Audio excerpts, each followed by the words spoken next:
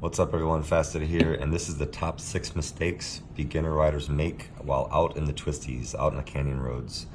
Number 1, here's the foot peg, right, here's the shoe. They put their middle of their boot like on the heel and their toes are hanging down. So once they start leaning the bike over, their toe is the closest to the ground. You always want it, once you start going through the twisty roads, you always want to have your tippy toes on the foot peg all the way up against the bike. At no time should your foot or boot ever touch the ground. Now sometimes I ride like this when I'm going down the highway just because it's a little bit more comfortable, but once that bike starts leaning, get your tippy toes up on the pegs. Next, riders are not looking far enough up the road. So let's say this is a huge blind corner. Okay, you can't see anything, you're going this way. So as you're here, right, you could see all of this.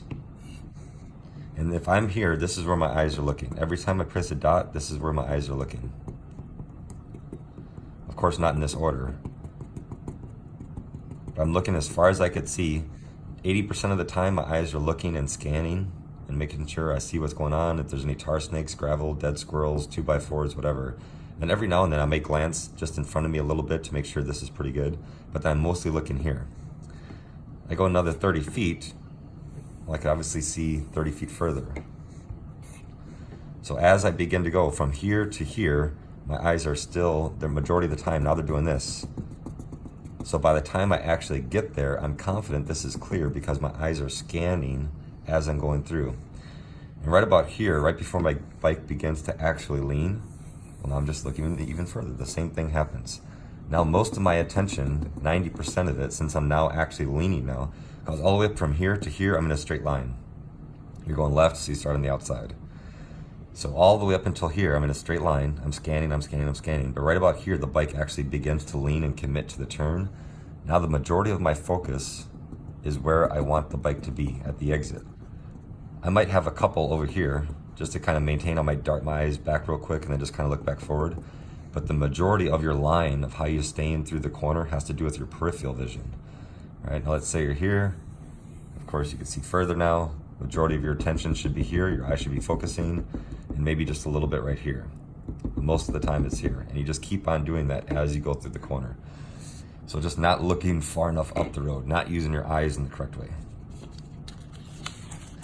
Next, I see riders get way too close to the double yellow line. So again, this is a big mountain. It's a blind corner, let's say. But if it's an open corner, you may get away with doing this, right, and getting kind of close to the yellow line if it's an open corner and there's no oncoming traffic. Otherwise, there's no need to get that close to the yellow line. If there's a big truck right there with mirrors, well, that's gonna be a bad day. But on a blind corner, I see riders doing this. And they get really close to the yellow line and they hug the yellow line all the way through. And it's a blind corner, which is automatically stupid. And if there's a truck that comes around the corner, they have to do something. If you have to change your lane in the middle of a corner because a car is coming the other direction, well, your line is obviously messed up. You're riding way too close. I see the same thing going the opposite direction. This is what riders do. They're coming in. Either they get really close to this side, and this could be a blind corner. So if there's something going on right there, they're not gonna have much time to react. Or, believe it or not, this is actually more common. I ride behind people and they hug the yellow line, going all the way through like this. Again, the same problem. A big old truck comes around the corner, you're too damn close. That's why for street riding, this is the preferred line to take. You start on the outside, you go into the middle of the lane, and then you kind of drift back out to the outside if you want to. Or you could go outside, middle. It all depends. But if a big old truck comes around the corner with mirrors on it, right? In the middle of the corner, you have 4 options. Accelerate, slow down, swerve left, swerve right. You always want to have 4 options in the middle of the lane. So stop getting so damn close to the yellow line. Outside, middle, outside. Next, riders don't understand or even know what countersteering is. So every single handlebar in the world goes forward and backwards. No bike in the entire universe, the handlebars go up and down. Go ahead and try to comment and name a bike, name a motorcycle where the handlebars go directly up and down. And if you comment a motorcycle that actually does that, I'll make your comment the top comment, and you can get a whole bunch of attention and whatever else. But it ain't gonna happen because no handlebars go up and down. Every motorcycle and every bike ever, the handlebars go forward and backwards.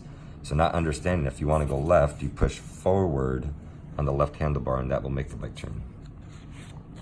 Another common problem I see, people are riding around and say they're in 4th gear and they're just going at a moderate speed. Right before they get into a corner, they downshift a second because they're relying on engine braking to slow them down for the corner because they're not even using the brakes.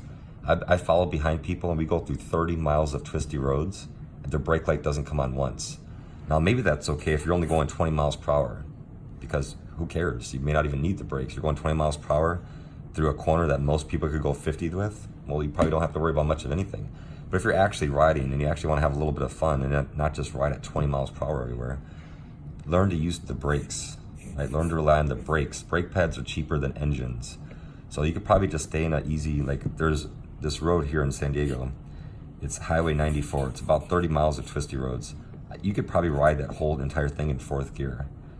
But I see some people, they go all the way up to 6th gear and they drop it all the way back down to 2nd gear for the corner because they don't know what they're doing. They don't understand how to use the brakes. Another big problem beginner riders make in the twisties, they try to keep up. Say their buddies are up here and they're going through the corner, they've been there longer, they've taken more courses, and the goal is to get to the gas station maybe 12 miles away. But you're way back here and you're trying to push your luck, you're trying to go too fast for your skill, and that's how people crash a lot. They succumb to the peer pressure. Maybe all these riders up here have taken way more courses, they're way more familiar with their bikes, they're used to the twisty roads, and you're a newer rider. You trying to keep up is a big problem I see happen all the time. And the worst person to judge your own skill is yourself, because people overestimate their skill all the damn time. So you've only taken a couple courses, you're a very beginner rider. That means you have very beginner skills, very beginner knowledge, experience, expertise, reaction time, everything. So trying to keep up with your buddies is a big issue. Whenever you're riding around the twisties like this, say you all started back here and this is 20 miles. The goal is to get to the gas station. If someone in front of you wants to go through the corner at 50, sure, that's their choice. You're by yourself, you make your own choices. If you want to go through the same corner at 20, perfect, go 20.